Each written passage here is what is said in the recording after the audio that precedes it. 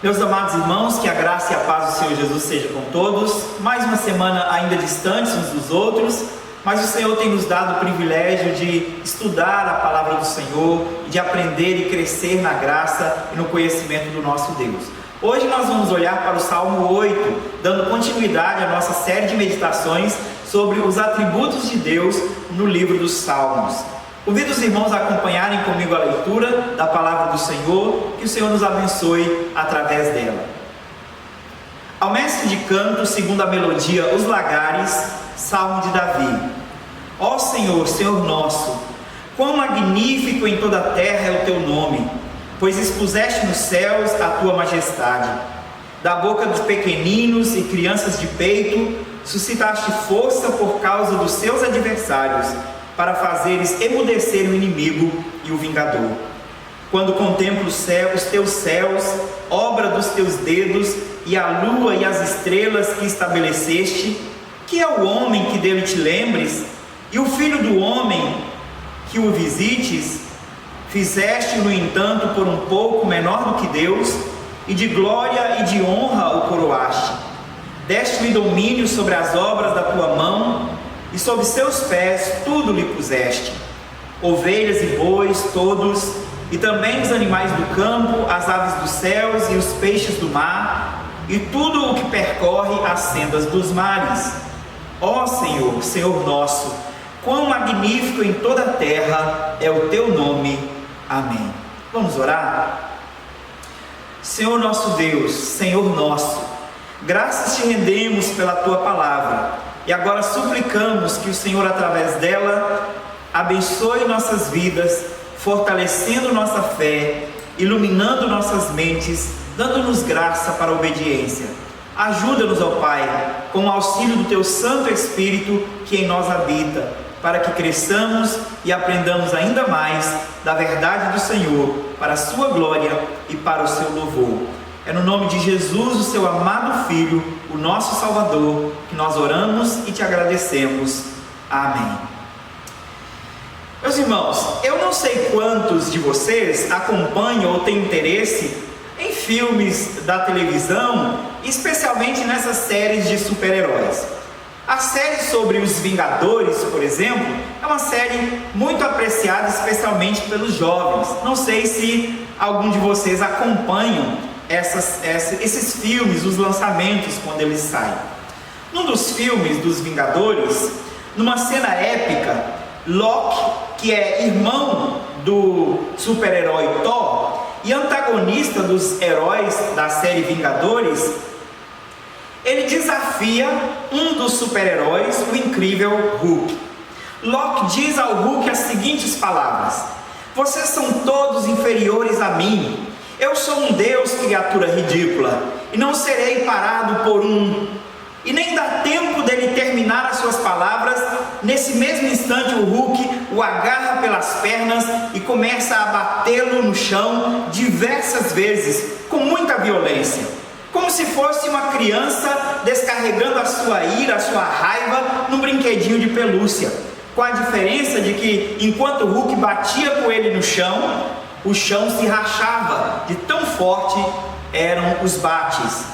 Por fim, Hulk o joga no chão, já desfalecendo, deixa-o sem fôlego, e enquanto ele caminha em direção à saída, Hulk diz as seguintes palavras: Deus fraco. Neste mesmo filme, uma outra cena também nos chama a atenção. Uma cena de confronto entre os Vingadores e Thor, que até aquele momento ainda não tinha aderido, não tinha se tornado parte dos Vingadores, e o Capitão América sai então, ou se prepara para um confronto com este que viria a ser também um dos Vingadores.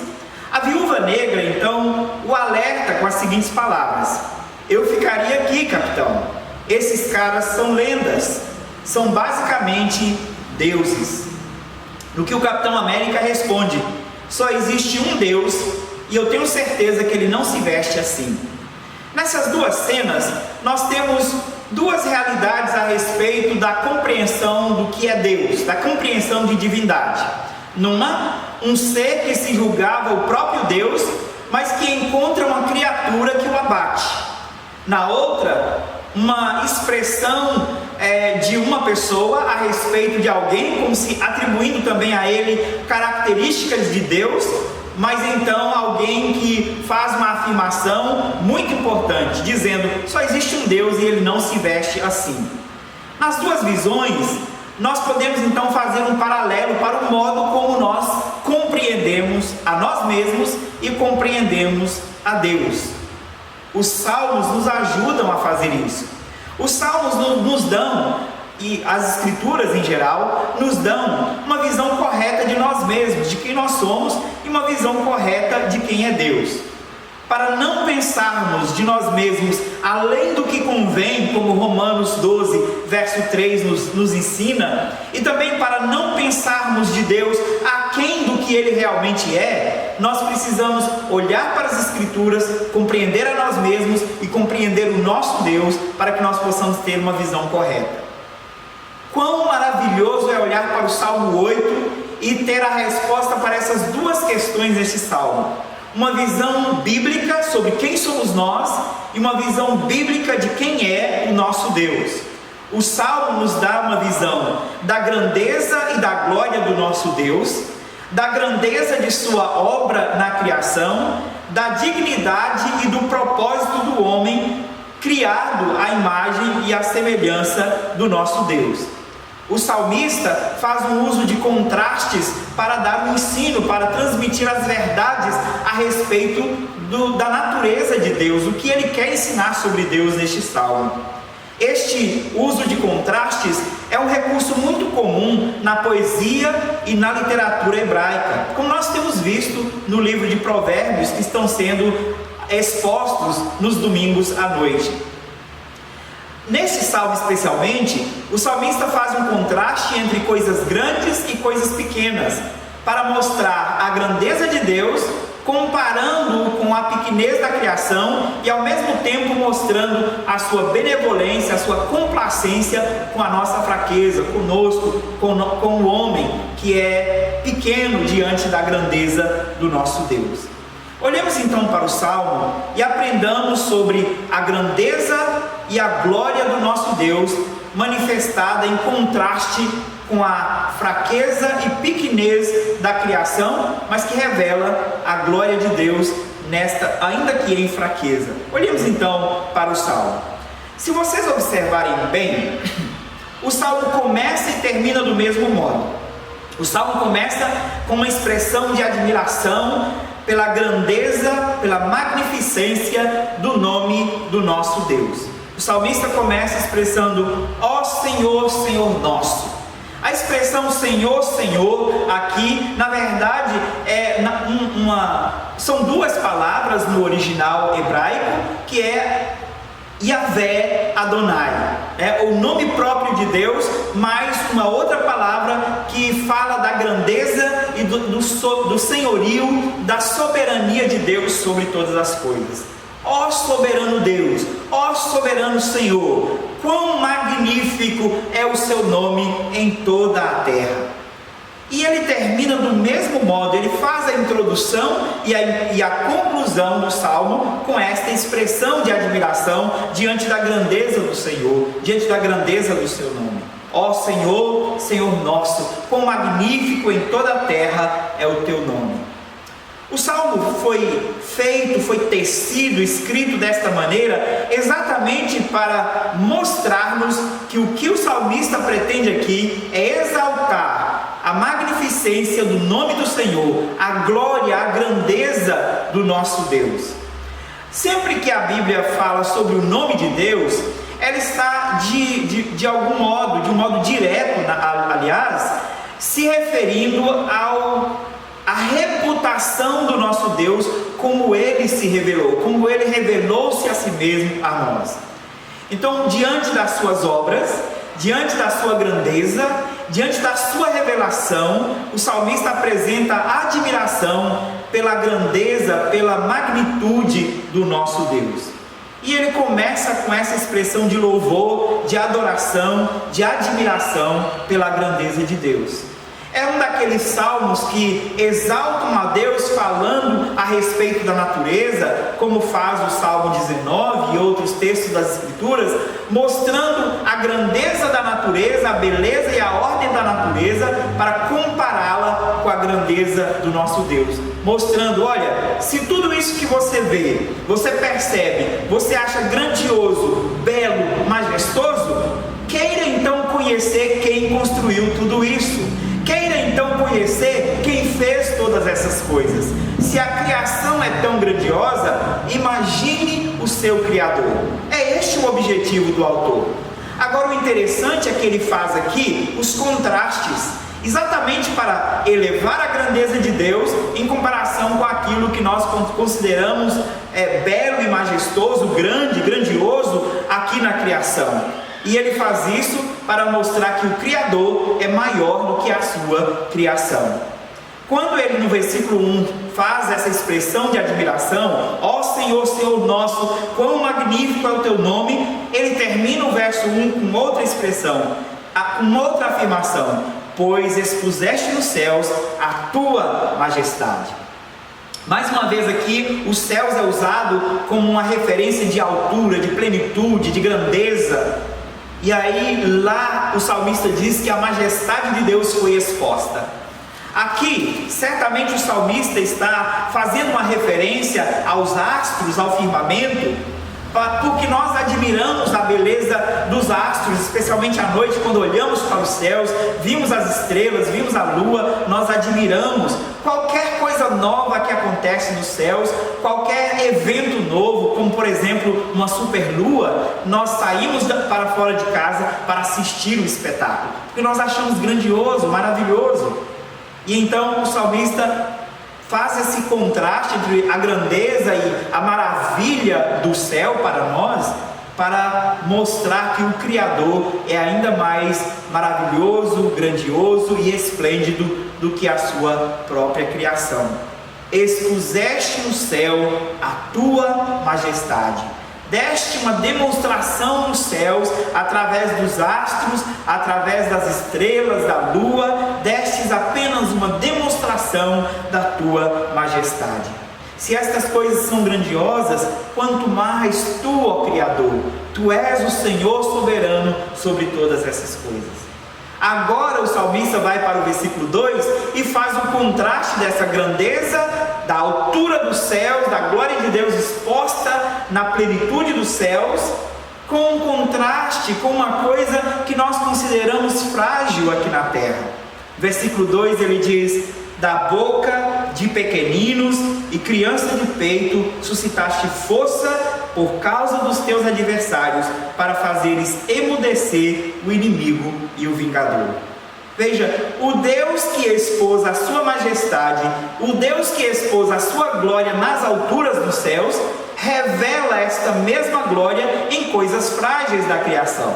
E aqui o salmista fala da criança, até mesmo do bebê, daqueles que mamam, como um instrumento pelo qual Deus manifesta a sua glória.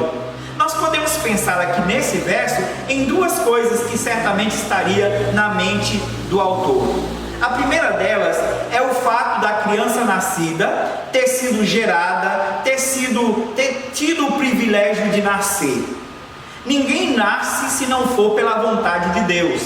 Ninguém vem à vida, ninguém vem à existência se não for pela vontade do Criador. E nós olhamos e vemos crianças nascendo, crianças vindo ao mundo, e nós devemos com isso reconhecer que o Criador continua trabalhando, que o Criador continua manifestando o seu poder, fazendo coisas grandiosas. Quem tem o poder de fazer gerar uma criança?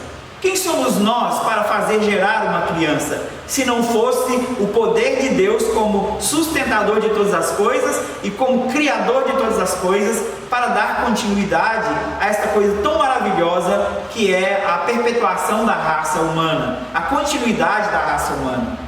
Aqui certamente ele está olhando para o fato que talvez Davi também tenha exaltado, tenha tratado sobre a sua própria formação, quando ele fala que ele foi criado e entretecido no ventre da sua mãe pelas mãos do próprio Deus.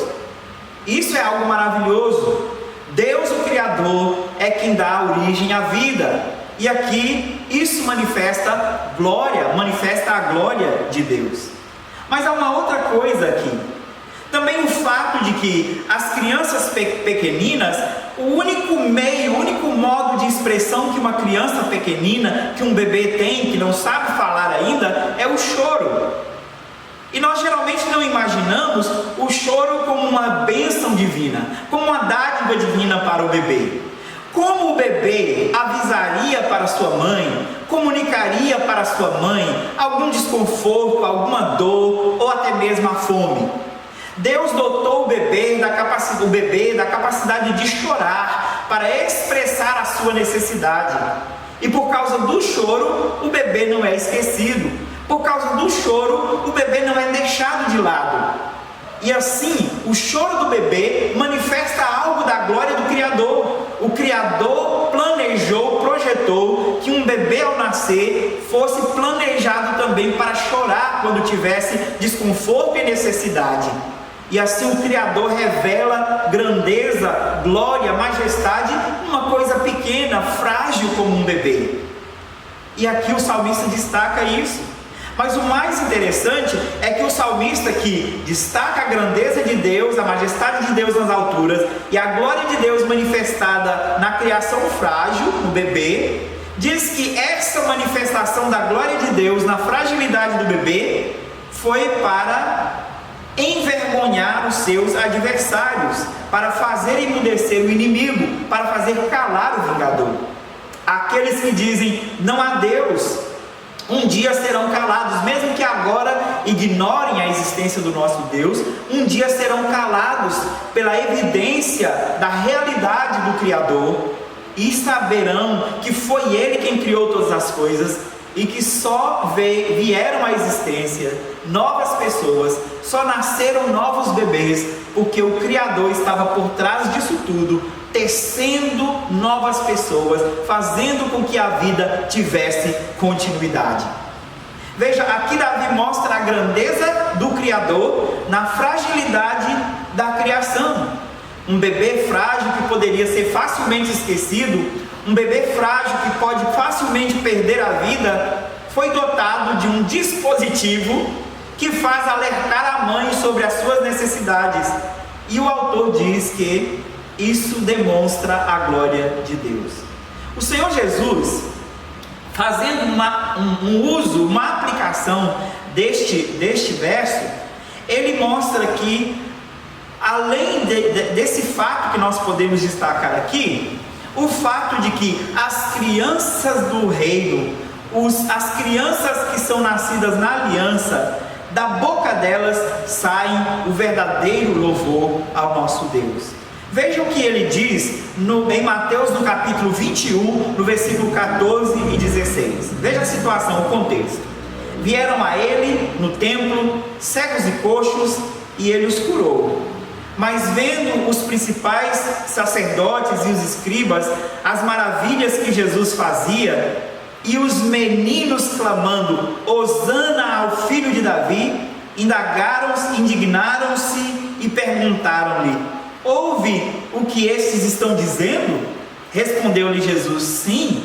Nunca lestes?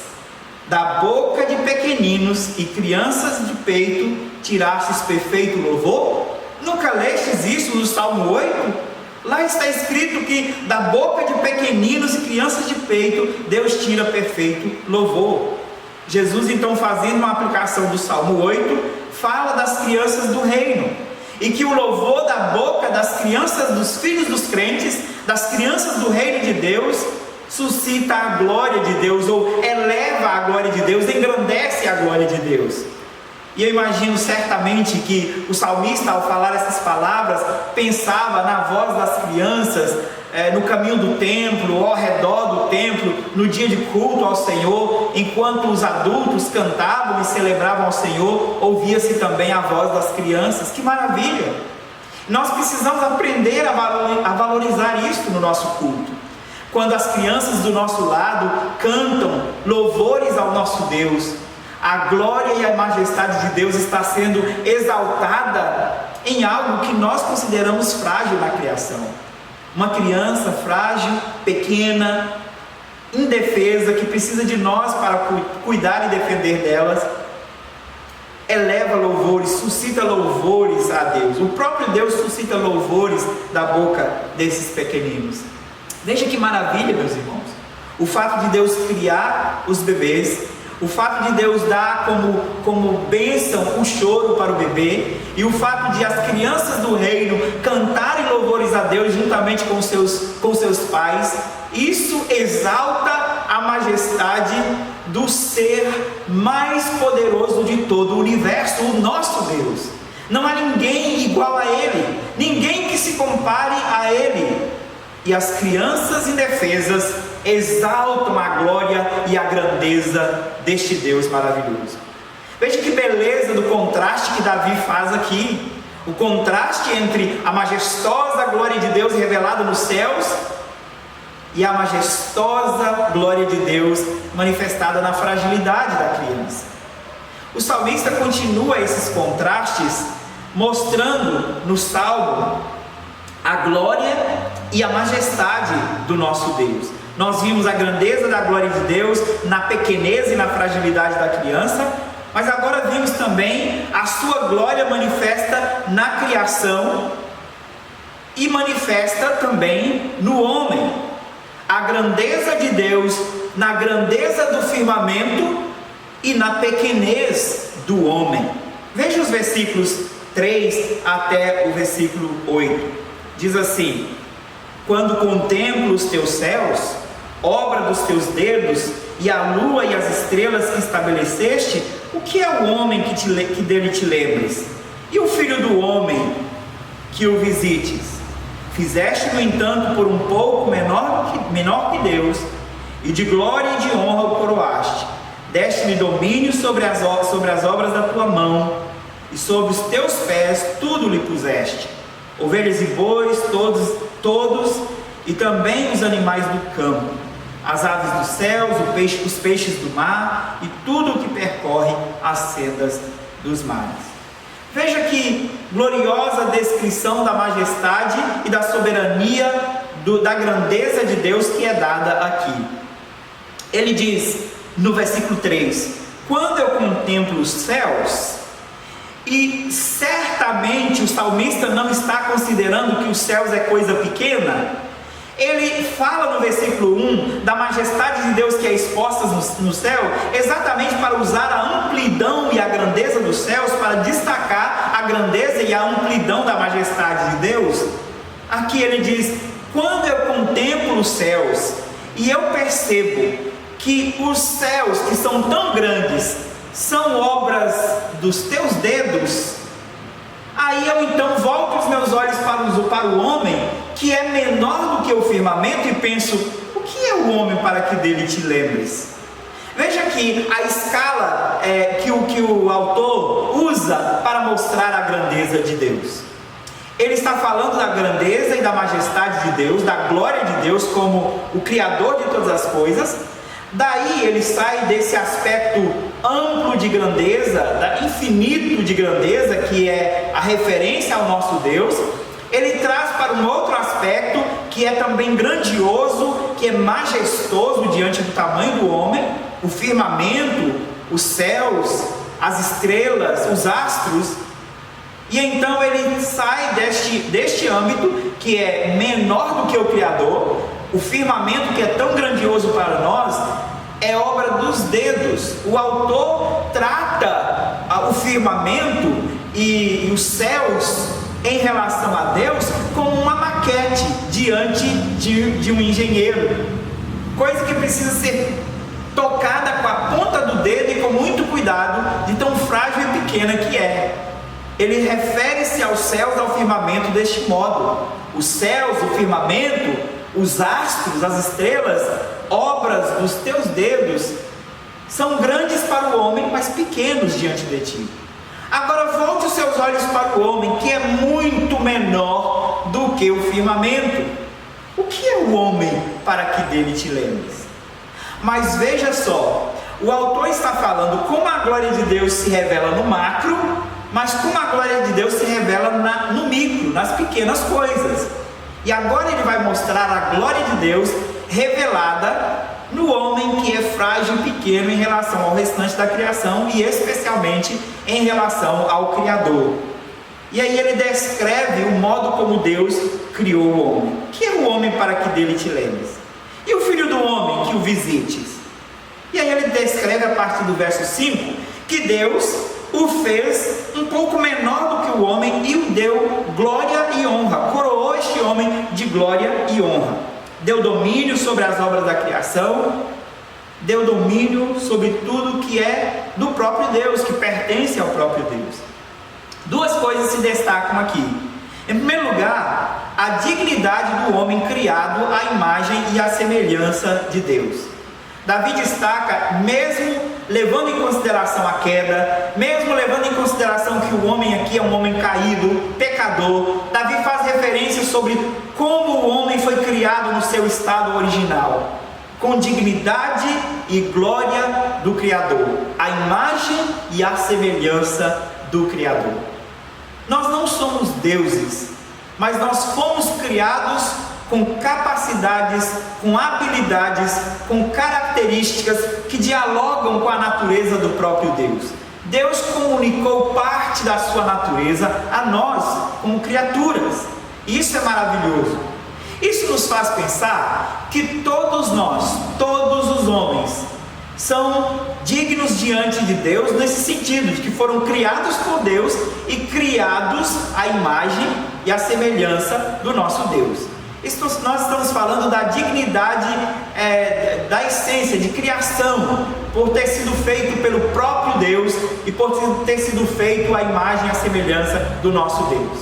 É claro que nós precisamos considerar que o pecado nos coloca em uma situação de indignidade diante do nosso Criador, porque nós o desobedecemos, nós o desonramos, nós pecamos contra Ele e nós nos tornamos indignos diante dEle. Mas ainda assim, o salmista destaca que a dignidade a dignidade da criação do homem, como o homem foi criado, a imagem e a semelhança de Deus. A partir do verso 6, ele vai destacar um outro aspecto, aqui o domínio do homem sobre a criação, como mordomo de Deus. Deus dá ao homem uma atribuição, um encargo para cuidar da criação que ele fez. Deu domínio sobre as obras das mãos de Deus, colocou tudo sob o seu domínio, tudo sob os seus pés, as ovelhas, os bois, ao ponto de o homem ser dado ao homem, inclusive a tarefa de nomear os animais, de dar nome aos animais, as aves dos céus, os peixes do mar, tudo na criação foi colocado sob o domínio do homem. Aqui nós percebemos então que o salmista quer mostrar que o Deus glorioso, grandioso, criou todas as coisas, criou o firmamento que é maior do que o homem, e criou o homem que é frágil, pequeno diante da criação e diante de Deus. Se nós já somos pequenos e insignificantes diante da amplidão do universo, imagine colocando-nos em comparação com o Criador. Se o salmista descreve a amplidão do universo como obra dos dedos de Deus, Deus criou toda essa grandeza com os seus dedos. Aqui uma forma de atribuir forma humana a Deus, como se Deus tivesse mão, como se Deus tivesse forma humana, mas para nos dar compreensão, nos fazer entender a grandeza de Deus diante da sua criação e a pequenez do homem diante de Deus. Ele faz esse contraste, porque o universo, o firmamento é grandioso diante do nosso tamanho, diante da nossa fragilidade, diante de nós como homens, como criaturas de Deus.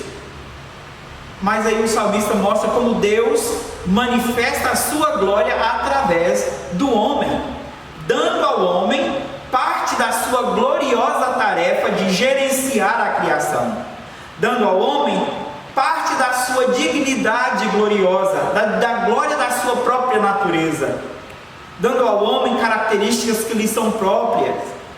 Então o salmista destaca aqui nesses versos a dignidade do homem e também o fato de Deus atribuir ao homem uma responsabilidade que era sua, que Deus poderia ter escolhido não dar ao homem. Isso é maravilhoso, isso é magnífico. E então o salmista termina o salmo novamente relembrando: ó Senhor, Senhor nosso, quão magnífico em toda a terra é o seu nome. A descrição da criação aqui, como foi feita, em primeiro lugar, é um testemunho da grandeza e da glória de Deus.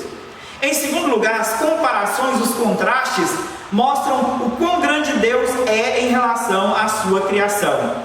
Mas não é somente isso que esse salmo nos mostra. O Novo Testamento nos mostra que há muito mais glória revelada neste salmo.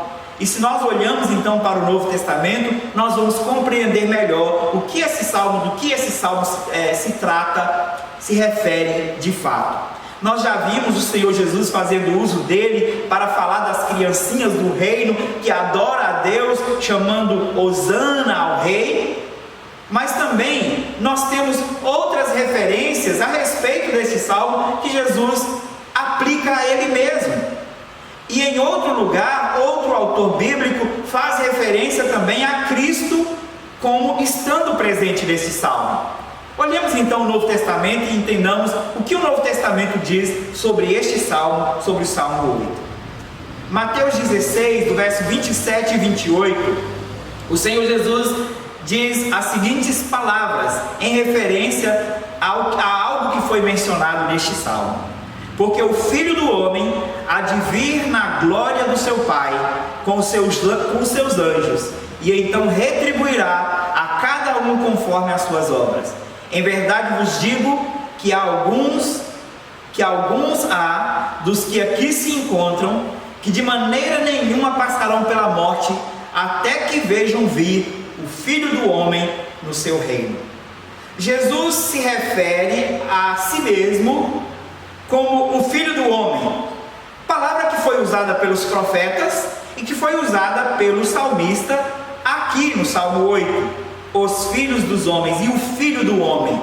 O Filho do Homem, quem é ele para que o visites? Jesus se coloca aqui em Mateus como o Filho do Homem descrito no Salmo 8. Além disso, retornando no uso que Jesus faz do Salmo 8 para refutar as palavras dos escribas e fariseus, quando eles condenaram o louvor das crianças, quando as crianças cantavam a ele Hosana ao rei que vem, ele diz: da boca dos pequeninos é que Deus suscitou o verdadeiro louvor. Veja o contexto. Ali vieram a ele pessoas procurá-lo no templo, cegos, coxos, e ele os curou. Veja, aqui são pessoas que foram criados por Deus, a imagem e a semelhança de Deus, mas que foram afetados pelo pecado. Agora, este de quem o Salmo 8 fala também, se apresenta restaurando, curando aqueles que foram afetados pela maldição do pecado. E por causa disso, as crianças o louvam, dizendo Hosana ao filho de Davi. E Jesus então aplica o salmo a ele, dizendo: da boca de pequeninos e crianças de peito tiraste perfeito louvor. Mas é no livro de Hebreus, na carta aos Hebreus, que nós encontramos uma referência mais direta, especialmente aos versos 4 até o verso 8. Hebreus 2, do verso 5 ao verso 12, o autor diz o seguinte: pois não foi a anjos que sujeitou o mundo que há de vir, sobre o qual estamos falando. Antes, alguém em certo lugar deu pleno testemunho, dizendo. Veja, aqui, quando ele se refere a alguém em certo lugar, ele está falando de Davi no Salmo 8. Davi no Salmo 8 deu testemunho a respeito de Cristo, dizendo: que é o homem que dele te lembres? Ou o filho do homem que o visites? Fizeste-o por um pouco menor que os anjos, de glória e de honra o coroaste, e o constituíste sobre as obras das tuas mãos. Todas as coisas sujeitastes debaixo dos seus pés. Ora, desde que lhe sujeitou todas as coisas, nada deixou fora do seu domínio. Agora, porém, ainda não vemos todas as coisas a ele sujeitas. Vemos, todavia, aquele que, por um pouco, tendo sido feito menor que anjos, Jesus, por causa do sofrimento da morte, foi coroado de glória e de honra, para que pela graça de Deus provasse a morte por todo homem. Porque convinha que aquele por cuja causa e por quem todas as coisas existem, conduzindo muitos filhos à glória, aperfeiçoasse por meio de sofrimentos o autor da salvação deles. Pois tanto o que santifica como os que são santificados, todos vêm de um só. Por isso é que ele não se envergonha de lhes chamar irmãos, dizendo: a meus irmãos declarei o teu nome, cantar-te-ei louvores no meio da congregação. Meus irmãos, vocês não conseguem imaginar a beleza e a grandeza da descrição que está sendo feita aqui. Nós precisaríamos de mais uns 2 dias para poder explorar tudo que está sendo falado a respeito do Salmo 8 e de Jesus aqui nessas palavras do autor aos Hebreus. O que o autor está mostrando, na verdade, é que a descrição que o salmista faz da criação do homem, lá no Salmo 8, aquela descrição é de fato uma descrição da dignidade e do propósito para o qual Deus criou o homem. Mas ao mesmo tempo, era uma descrição do que Cristo faria ao encarnar-se para manifestar a glória de Deus e restaurar aqueles que foram criados para a glória de Deus, segundo a natureza do próprio Deus, a imagem e a semelhança de Deus, alguns deles como representantes da raça, para a sua glória, para o seu louvor. O que o salmista estava, na verdade, era fazendo uma profecia a respeito do Filho de Deus, que, sim, é grandioso, é Deus, é Deus como Pai, como Filho, como o Espírito Santo. O Filho de Deus, Jesus Cristo, é da mesma natureza, da mesma essência. Não há diferença de poder nem de essência entre Jesus e as demais pessoas da Trindade. Mas este foi feito menor, este foi diminuído para que pudesse se identificar conosco e nos salvar e nos redimir do nosso pecado. E aí o autor aos Hebreus diz que foi através disso, da morte dele, que ele conseguiu conduzir muitos filhos à glória, aperfeiçoando por meio de sofrimentos, por meio de sua obra, o autor da salvação deles. E aí o autor aos Hebreus termina dizendo: olha, tanto o que santifica como o que são santificados vem de um só. E aqui mais uma vez a dignidade do homem é descrita, mas a dignidade do homem não é descrita simplesmente pelo fato de ter sido criado por Deus, mas a dignidade do homem é descrita agora por ter sido recriado por Deus através da obra de Cristo Jesus. Aqui nós precisamos olhar então e ver que a nossa dignidade só encontra plenitude na pessoa de Jesus Cristo de fato. Sem Ele, que é o Criador de todas as coisas, por meio de quem veio todas as coisas a existir, sem Ele, que é o sustentador de todas as coisas, a nossa dignidade se esvai, nós não temos qualquer dignidade. O autor quer mostrar então que assim como Cristo vem do Pai, nós que somos santificados por Ele, somos dignos por causa do Pai, somos filhos de Deus também. E aqui o autor aos Hebreus, termina com uma descrição maravilhosa. Em primeiro lugar, dizendo que por causa disso, por causa da dignidade que Deus nos atribui através da obra de Cristo Jesus na cruz, Cristo não se envergonha de ser chamado nosso irmão. Ele não se envergonha de ser chamado irmão de alguém que foi criado à imagem e semelhança de Deus, de alguém que foi criado com dignidade, mas que se rebelou contra Deus e que se tornou inimigo de Deus. Ele não se envergonha de ser chamado irmão de alguém que um dia traiu ao seu pai. E isso é maravilhoso. Quão maravilhoso é ouvir essas palavras da boca do autor aos Hebreus. Além disso, ele diz que o Senhor Jesus não se envergonha de ser chamado nosso irmão, nem de se reunir conosco aos domingos para cantar os louvores a Deus. Porque aqui ele dá um testemunho do Salmo 22, dizendo: aos meus irmãos declarei o teu nome, cantar-te-ei louvores no meio da congregação. O Senhor Jesus não somente nos torna dignos diante de Deus, mas ele se torna participante de algo que é nosso. Deus nos chamou para o louvor e a glória dele.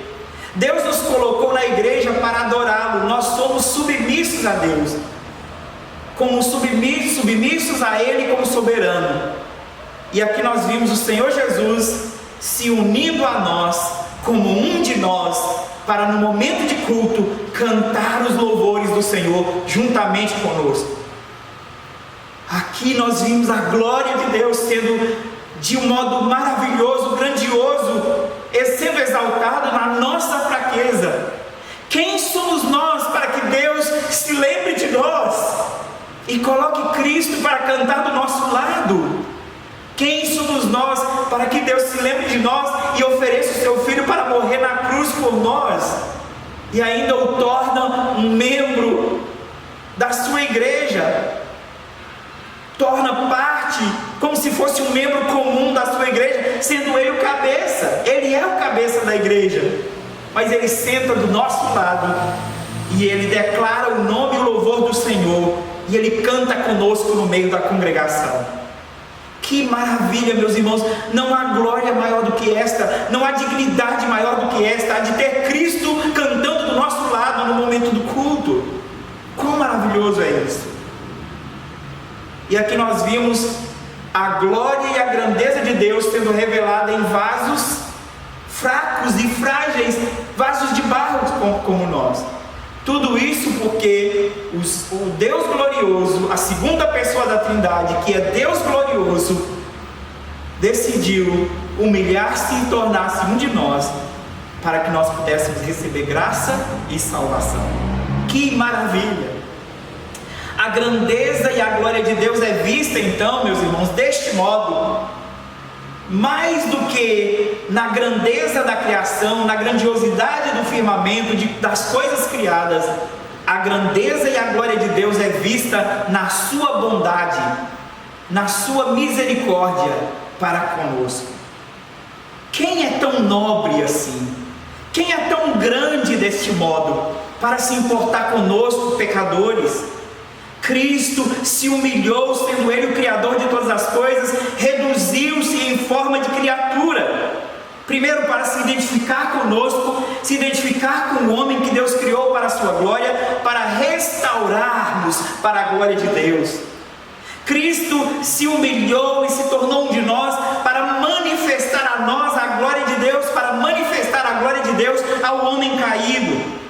Cristo se humilhou e se tornou como um de nós para restaurar plenamente a dignidade do homem afetada pela queda, para que nós novamente pudéssemos adorar o Criador como nós fomos criados e projetados para adorar. Vocês lembram dos dois relatos do filme que eu dei no início? O primeiro, quando Hulk, depois de abater Loki, afirma a respeito de Loki: Deus fraco. Certamente, se nós fizermos uma descrição do nosso Deus para alguém, de Cristo Jesus, o nosso Salvador, sendo preso, humilhado, maltratado nas ruas de Jerusalém, levado para o Gólgota, preso numa cruz, cuspido na face, deram vinagre para ele beber no lugar de água, fizeram todo tipo de atrocidade, de maldade contra ele. Parecia uma criança indefesa em alguns momentos, e ele em momento algum relutou a fazer aquilo para o qual Deus o enviou fazer. Ele cumpriu a vontade de Deus. Se nós contarmos essa história, a maioria da humanidade, quando nós contamos essa história, a maioria da humanidade talvez olhe para Cristo como um derrotado, um Deus fraco, derrotado pela sua própria criação.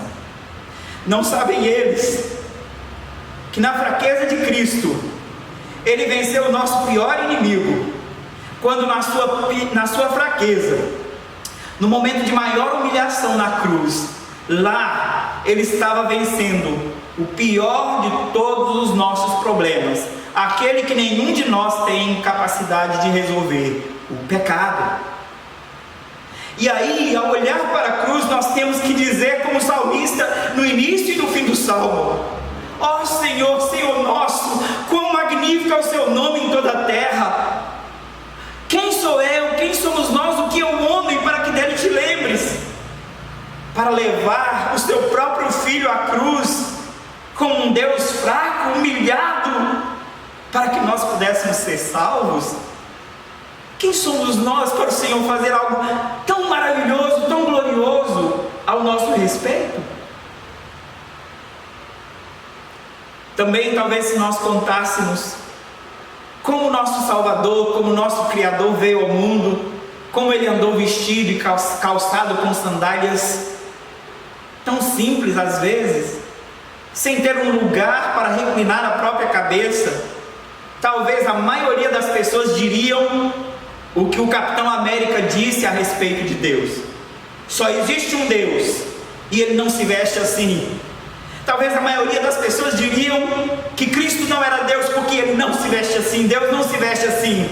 Deus se veste de glória, Deus se veste de majestade. Mas o nosso Deus, o nosso Salvador, se vestiu de fraqueza, se vestiu de humanidade, para que nós pudéssemos ser salvos. Mais uma vez nós temos que fazer como o salmista e dizer: ó Senhor, Senhor nosso, quão magnífico é o teu nome em toda a terra. Quem somos nós? Quem é o homem para que dele te lembres? Quem é o homem para que o visites? E o Senhor fez o seu Filho se tornar um de nós, vestir a nossa humanidade, vestir a nossa fraqueza e se tornar um Deus fraco, para que nós um dia pudéssemos ser feitos fortes nele. Ó Senhor, Senhor nosso, quão magnífico é o seu nome. Nós não somos dignos de receber tão grandiosa manifestação da sua glória e do seu poder. E a sua glória e o seu poder são manifestados especialmente na sua bondade, através do seu Filho que morreu na cruz pela nossa redenção. Quão magnífico é o nome do nosso Senhor, quão magnífico é o nome do nosso Redentor. Quão maravilhoso é olhar para este salmo e descobrir que ele traz verdades tão grandiosas a respeito de nós e a respeito do nosso Salvador. Unamos a Ele neste momento em adoração. Enquanto adoramos o nome do nosso Deus, Cristo Jesus adora conosco, porque Ele não tem vergonha de nós, porque Ele nos deu dignidade através da sua obra na cruz. Glorifiquemos ao nosso Deus. Vamos orar? Oração de gratidão e adoração ao nosso Deus pelo que Ele fez por nós. Ó Senhor, Senhor nosso, quão magnífico é o teu nome em toda a terra, pois expuseste no céu a sua majestade, manifestaste a sua glória em coisas tão simples, e manifestaste a sua glória especialmente na humilhação do seu Filho. Seu Filho Jesus deu a vida pela nossa redenção. E nós te adoramos, e nós te agradecemos, nós te louvamos, ó Pai, pela sua bondade em nosso favor. Quem somos nós para que o Senhor se lembre de nós? Quem somos nós para que o Senhor nos visite através da encarnação do seu Filho? Não passamos de poeira diante da grandeza do Senhor, não passamos de criaturas minúsculas diante da grandeza do universo, quanto mais diante da grandeza do Criador. Ainda assim o Senhor olhou para nós com graça e misericórdia. Que o Senhor nos ajude, Pai, a manifestar, a revelar, a tornar conhecida a sua glória e a sua majestade, a sua grandeza, proclamando a obra do nosso Salvador, a obra de Cristo Jesus, que morreu na cruz pela nossa redenção, nos tirando os pecados e nos dando justiça e dignidade para sermos chamados filhos de Deus, e para sermos dignos de cantar louvores ao Senhor, juntamente com o Filho Santo e amado do Senhor, em quem o Senhor se compraz. Se compraza também em nós, Senhor, glorifica o seu nome em nós. Rogamos essas bênçãos no nome de Jesus e pedimos que o Senhor abençoe o seu povo neste momento difícil que estamos vivendo. Ajude-nos a olhar para a sua glória, ajude-nos a olhar para o seu Filho, ajude-nos a olhar para Cristo. Em nome de Jesus, ó Pai, nós oramos, nós rogamos a tua bênção e te agradecemos. Amém. Amém. Que a graça e a bondade do nosso Deus, desse Deus grandioso e soberano, possa encher as suas vidas, encher os seus lares, trazendo paz, segurança e confiança naquele que criou todas as coisas e que tem poder para cuidar de nós. Deus os abençoe, meus irmãos. Deus os abençoe, em nome de Jesus. Amém.